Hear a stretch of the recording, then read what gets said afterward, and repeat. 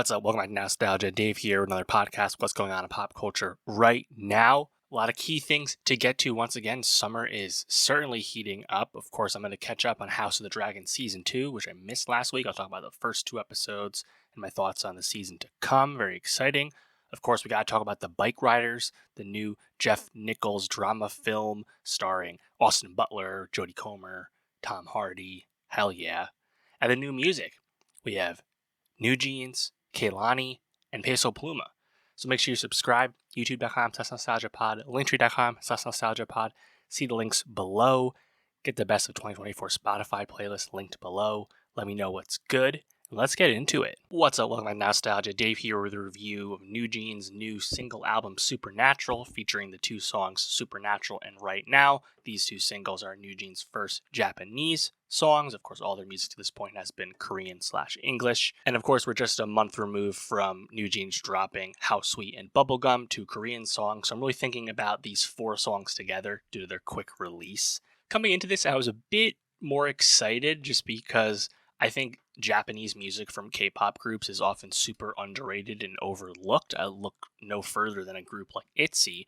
I think their Japanese catalog to this point is almost universally awesome and really some of the best music they've ever made. They made tons of bangers in that regard. Shout out Voltage. But often the Japanese releases from K-pop groups are not all to think about in terms of like the core release, so to speak. But it doesn't seem like NewJeans is treating that music this way. And of course, Supernatural is coming at a fraught time for NewJeans, to no fault of their own. Of course, I'm speaking to the ongoing uneasiness between Adore, their sub-label, and then the parent company label Hybe, and the consistent drama that's been going on with that. I talked about that. I talked about How Sweet, so I don't have to kind of relitigate that. There hasn't been too many updates, ultimately. Nonetheless, my thoughts about NewJeans Supernatural and Right Now are very similar to how I felt it last month with How Sweet and Bubblegum, in the sense that NewJeans is a really awesome group that I'm a huge fan of, and they've had a really great run to this point, making a lot of bangers, a lot of really fresh songs as they've kind of pioneered a new sound in terms of modern K-pop right now, really not having any peers in that regard. The problem with the recent music, it just doesn't quite compare to the really high bar they've set for themselves. Of course, that is totally okay and really to be expected ultimately with any musical act. I just find these songs less successful, less interesting, less fun than some of their other hits that I really, really love. These songs are really smooth and pleasant and kind of in line with the NewJeans sound. You know, I think Supernatural, dabbling a little bit in New Jack Swing, a little bit different, but still ultimately in that Y2K, light, breezy, summery aesthetic we've come to know at NewJeans over the last 2 years. There's not really big vocal moments on these songs. There's nothing super catchy about them per se, even though How Sweet seems to have been pretty successful. I think Supernatural is going to be pretty successful as well. They're a popular group. But I think just in comparison to their strongest music to this point, this is just less interesting to me. I mentioned the New Jack Swing with Supernatural, hand clap, very reminiscent of, say, Bruno Mars' Finesse remix with Cardi B, very similar, clearly giving you a throwback vibe like much of NewJeans' music. I think vocally, though, as I said, just kind of okay. Like the chorus doesn't quite build up enough for me. You know, I think of really iconic moments from NewJeans, right? Like Heron on the Hype Boy chorus, for example. Really big moment. They don't really have these on Supernatural or Right Now or the music from last month. I think Right Now is a better song than Supernatural, just like I thought Bubblegum was better than How Sweet. In both instances, I like the B-side more than the single. Right Now, the drum tempo just kind of immediately picks you up, and the delivery and the verses from NewJeans is just a lot faster. It stands out to me more. But the song kind of slows down with that breakdown. Like, it's pretty smooth, but like, yeah, I can tell who's swinging as a fan of the group, but like, I feel like the big talents of someone like Hani, for example, she's just not really allowed to do a whole lot on this song. It's really just kind of an ensemble song. I don't know. It's just, I'm not even that disappointed because last month was kind of lackluster for me already. So these four songs, as I've been saying, definitely their least significant work to this point. I think that's kind of hard to debate at this point when you compare this to the Get Up EP or Ditto and OMG or the debut. Like, we're not swimming in that ballpark at all. It's okay. The NewJeans debut album, though, for me, the full-length album, I should say, that has a lot of riding on it for me because I need some like hitters on that at this point because now we're a year removed since they dropped a big banger for me. Of course, it's been a year since like ETA and Super Shy and whatnot. So no concerns overall about this group. I'm assuming the label stuff will take care of itself. NewJeans has been so successful, and they remain incredibly interesting to me for how they operate in terms of not really following any of the current K-pop trends. So even if I've been less interested in the music this year, I think they're still kind of a torchbearer in terms of fourth generation K-pop groups and K-pop girl groups of any generation right now. So all in all, I think the momentum will continue. I would not be shocked if Supernatural takes off to a certain degree, but I think really I'm looking forward to that full length and the tour to come next year, and very excited about that. But yeah, let me know, what did you think of NewJeans Supernatural? Are you kind of blah on it like me? Do you like it more? Let me know. And for more music reviews, subscribe, and I'll see you next time. What's up, welcome to Nostalgia. Dave here with a review of Kehlani's fourth album, Crash. 2 years since the last album. Kehlani, Bay Area R&B singer, really multi-talented genre artist at this point. Kehlani does a lot of different stuff, and she continues to do that on this album here. But I'd say Kehlani is pretty well established for what Kehlani's been up to, the past 10 years or so, in the sense that not an artist to be put in a box, not an artist that is super predictable sonically, but is certainly very capable, very engaging due to her very, I think, kind of unique, strong vocals. There's a certain rasp, there's a certain kind of emotion that she gives with their voice, and it's really noticeable.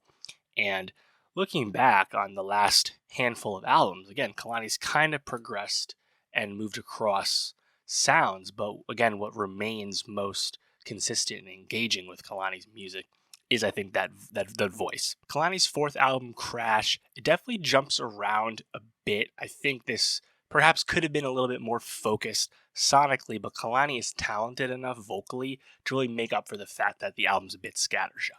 The lead single, After Hours, total bop, just club R&B banger, very catchy rhythm, in part because it's using the applause rhythm very famously from Sean Paul's Temperature, so it's recognizable, but great song, great use of Kehlani's talent, where Kehlani can make something more pop-leaning and really deliver in that front. Most of their album is not actually like that, though, but there's still plenty of highlights. I like Next to You a lot. What I Want with the Christina Aguilera samples, a big standout. The title track, Crash, very noticeable guitar, but chorus, very impassioned from Kehlani. Kehlani consistently is able to engage with her vocals, whether it's very energetic singing or very, I think, forthcoming lyrics.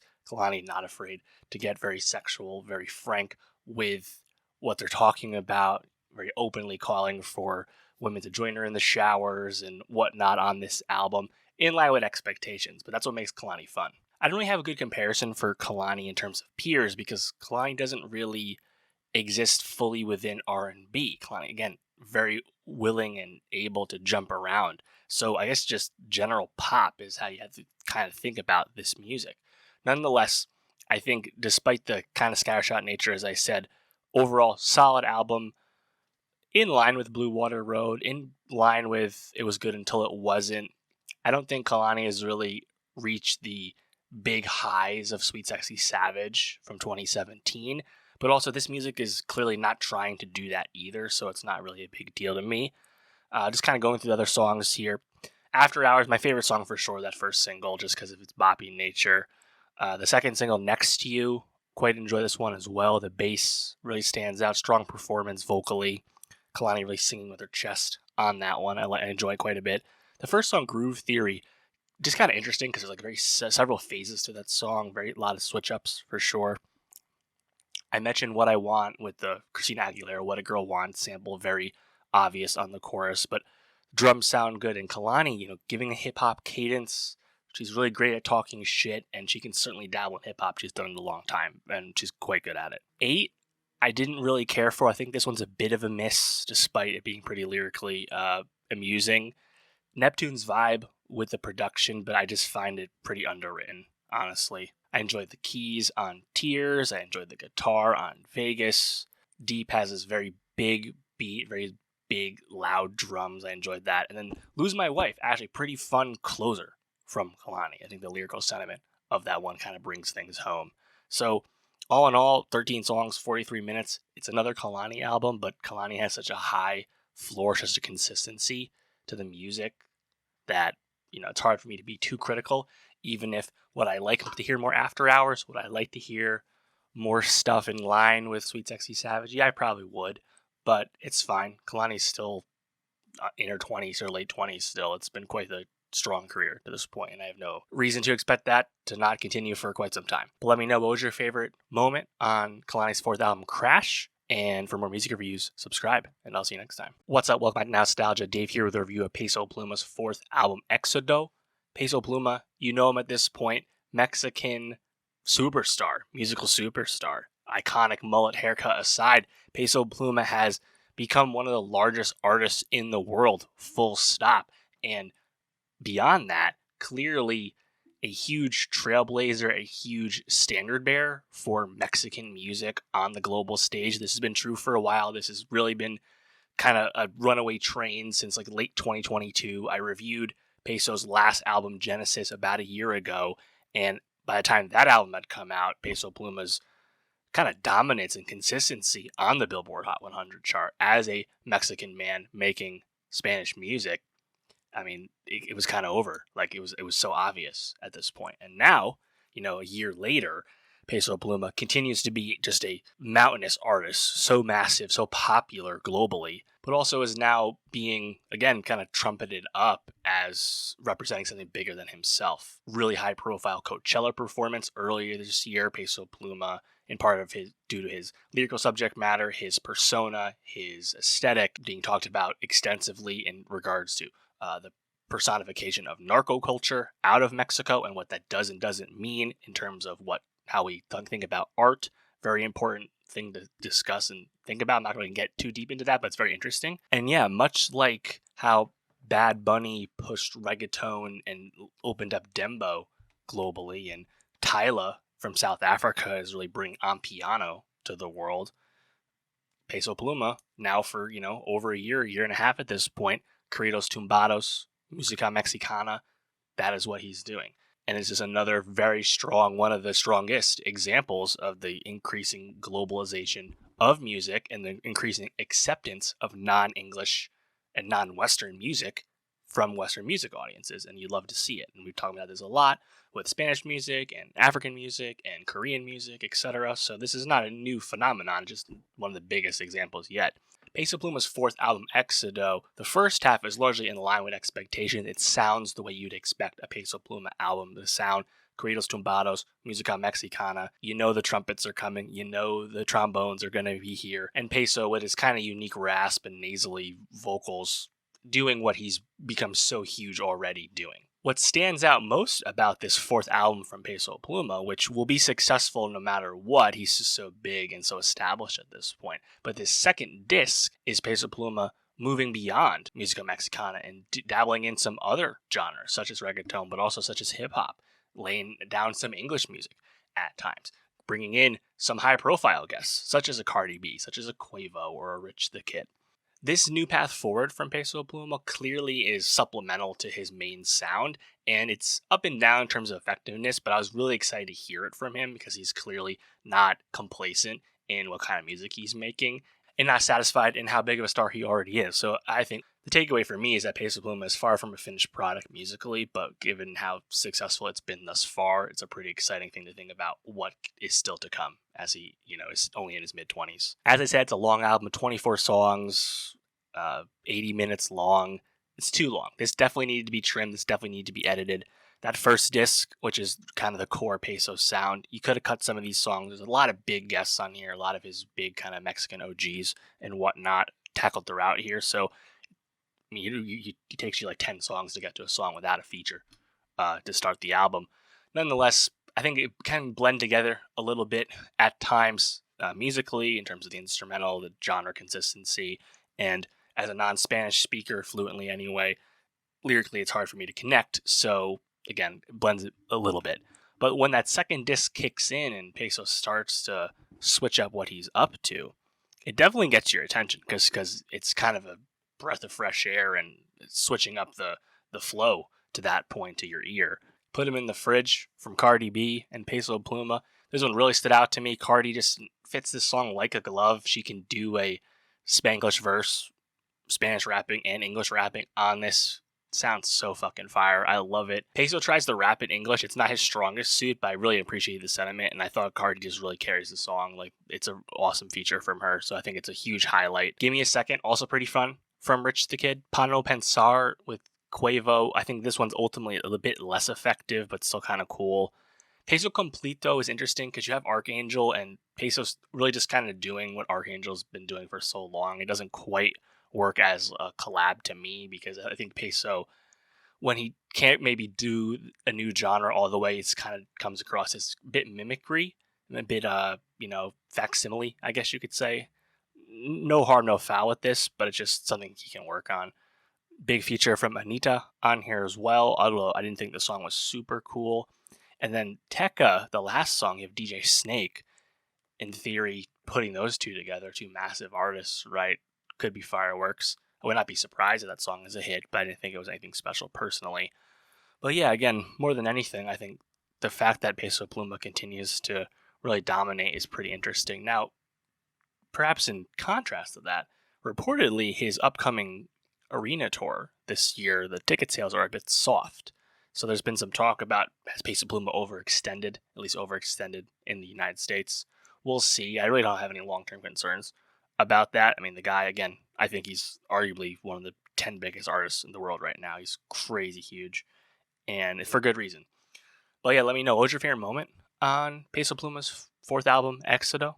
Are you intrigued about his desire to branch out beyond Música Mexicana?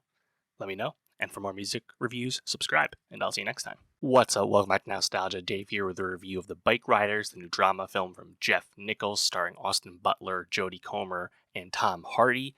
This has been a movie I've been anticipating for some time. Of course, it's Jeff Nichols' first film since Midnight Special and Loving. Both came out way back in 2016. It's been a minute. Two movies I like quite a bit. This movie also premiered last year back at Telluride and was supposed to come out in December of last year before being delayed due to the SAG strike, switching distributors, now coming out via Focus. This film is an adaptation of the Danny Lyon photo book, The Bikeriders, which kind of tells the visual story of a 1960s Midwest, Chicago-based outlaw motorcycle gang. And I think when you take a story such as that, based in reality, and you put in familiar faces like Austin Butler and Tom Hardy, it sounds pretty appealing. I've often found this type of story in this kind of world in the culture, in terms of the counterculture movement in the 60s and how outlaw motorcycle gangs throughout the country filtered into that. I think the Hunter S. Thompson story about when he embedded himself with the Hells Angels out in California for years, I've always found that very fascinating. So even though this is not an adaptation of that, it is kind of similar. You have Mike Face playing Danny Lyon, and he's kind of the key framing device of the Bikeriders, interviewing Jodie Comer's character and interviewing other members of the motorcycle club. And that's kind of how you go through the story. The key appeal of the Bikeriders and why it's ultimately a successful film is that you have Austin Butler leaning completely into the mystique of his persona, his character of Benny. The Bikeriders is a film that's light on plot, but what it does have is iconography, and it's very effective at communicating that. At this point, Austin Butler is clearly evoking Steve McQueen. Jodie Comer is the key narrator of the film and really runs away with the movie. She has the most lines, primarily in her talking with Mike Face journalist character. It's also so great to spend time with Tom Hardy actually doing a real role again. Obviously, apart from the disaster that was Capone in 2020 from Josh Trank, Tom Hardy hasn't done anything but Venom since Dunkirk came out. It's been a long time. It's good to be back with Tom Hardy, who's pretty good in this. And there's just a ton of other familiar faces completing the cast, such as Boyd Holbrook and Norman Reedus. And if you're coming to the Bikeriders expecting something incredibly pulpy or expecting the Sons of Anarchy type storytelling, you're not going to get that. This is really more about, I think, the sentiment that was 60s motorcycle culture in terms of how it fitted into the U.S. society culturally. That's really what this movie is about, and it's kind of about the hangs and fighting to hold on to that. And I think if you take that and accept that going in, you'll enjoy the movie. Like I said, it's kind of light on plot. There's no like explosive standout scene. I think Comer does quite well with the accent, which she based off the real character she was portraying. She and Jeff Nichols had access to Danny Lyon's audio tapes from the interviews he was doing that Mike Face is doing in the film. So it is based in truth, and Comer very well established at this point as being great at accents and of course a great actor at this point. Very excited to see her career continue, obviously, since breaking out with Killing Eve. Loved her in The Last Duel, but she has some high profile stuff coming up, such as starring in 28 Years Later from Danny Boyle, which is in production right now.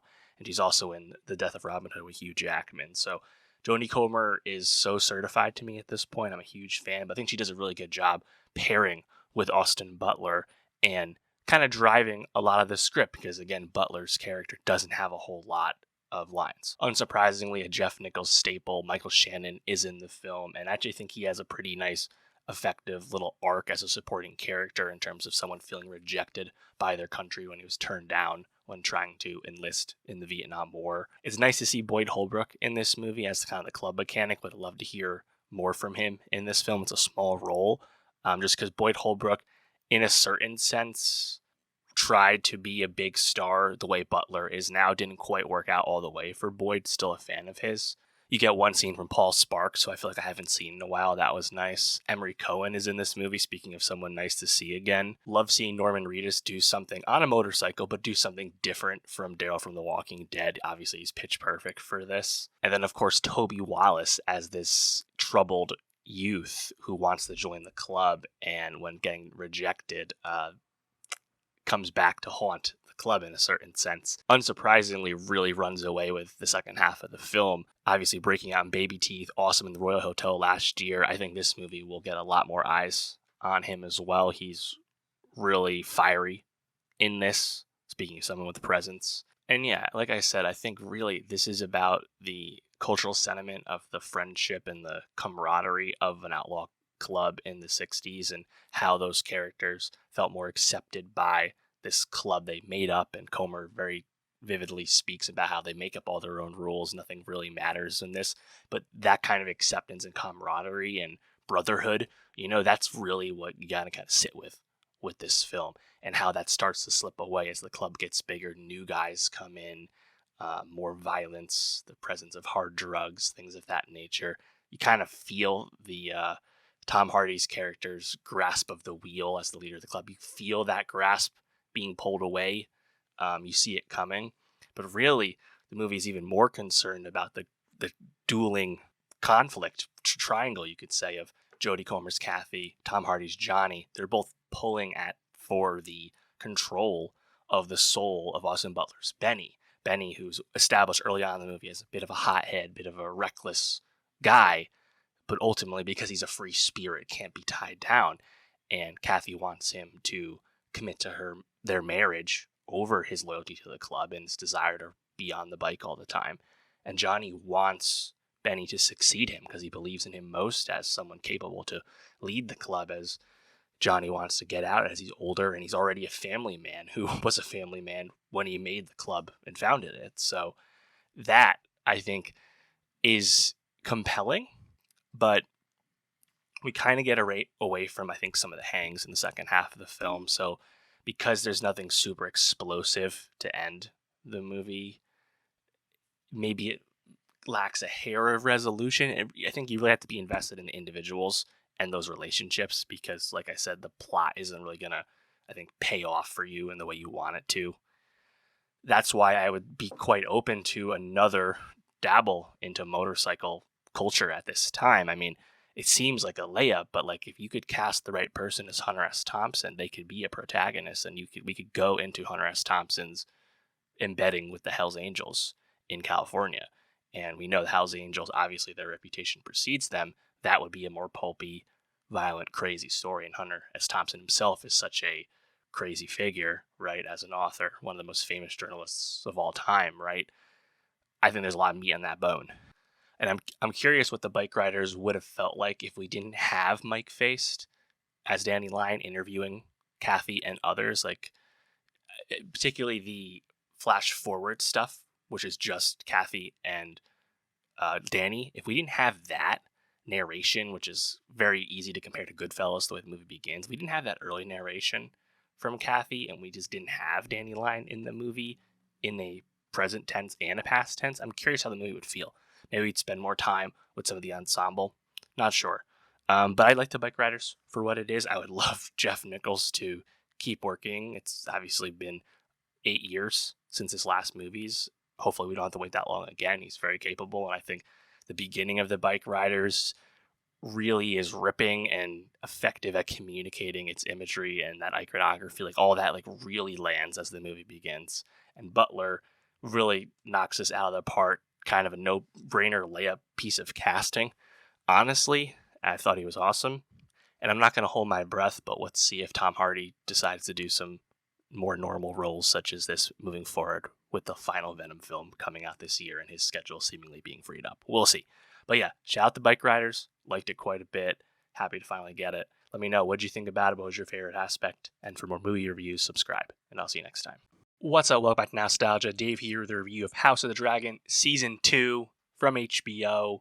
The first Game of Thrones prequel is back after 2 years with its second season. And man, it's good to be back. I loved House of the Dragon Season 1, and I'm very excited for where Season 2 will take us. I think what's most exciting about House of the Dragon Season 2 is that we are really starting to cook with gas when it comes to this storytelling.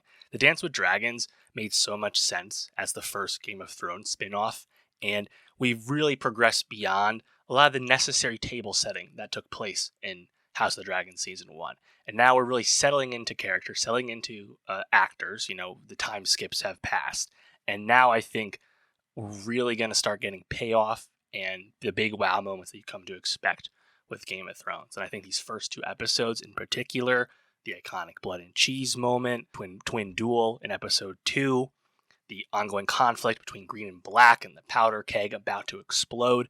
It's all very exciting to me. And I think the acting performances, the strength of the screenplays, the production design, CGI quality, it's all in line with what you expect from Game of Thrones. So I am really over the moon and so excited that this show is back, and I really can't wait for Season 2 to continue. As someone who's familiar with where the story will go from Fire and Blood and the Song of Ice and Fire World book, it's fun to kind of predict to myself, I'm not going to spoil, predict to myself like where the season will go, what key moments will happen in what season.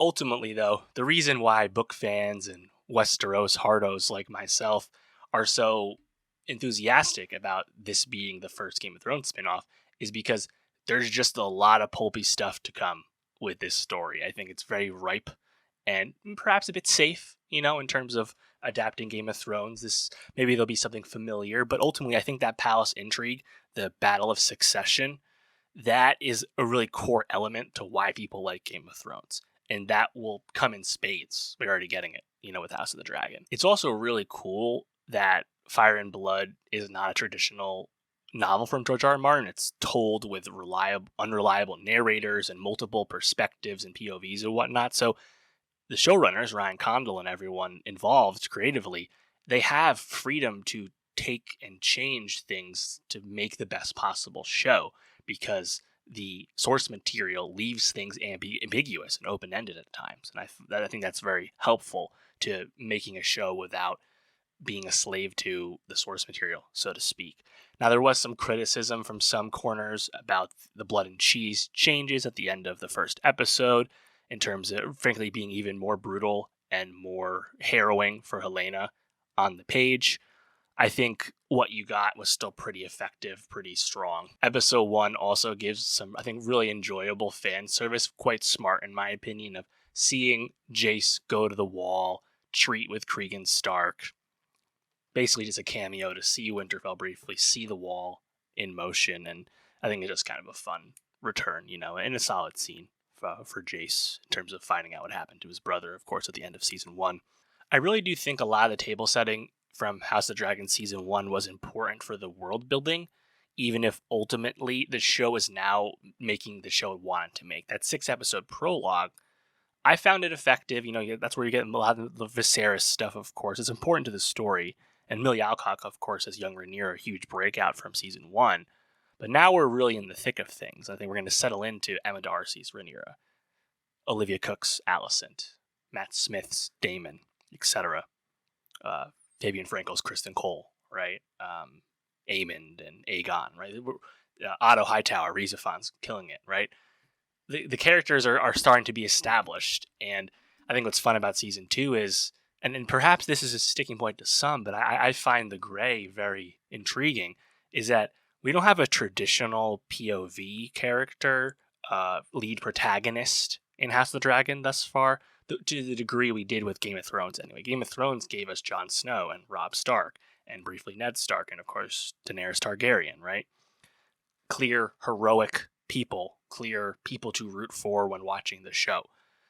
With House of the Dragon, I think most people are rooting for Rhaenyra and Rhaenyra's cause, but there's still some unlikability across the board, so we'll see how that continues. I think keeping Daemon as a kind of like Jaime Lannister mold, I think is pretty important for this show in terms of having people have things to root for, because ultimately, even though as much as I love Olivia Cook, been a huge fan of hers since Thoroughbreds a while ago now, no one's really rooting for the Hightowers, right? Like, it's on site for Kristen Cole at this point. It's on site for Aemond, who is a very striking villainous figure, really cool. Obviously, Aegon is a dipshit king who we've come to know, right? He's got some Joffrey in him. He's also got some Tommen in him, right, in terms of his incompetence and his cruelty. So the familiarity is welcome to me, but also I think the ambiguity is a bit stronger and grayer than we've gotten with the core Game of Thrones story. And I like that. Going through the 2 episodes real quick, I mentioned the wall scene.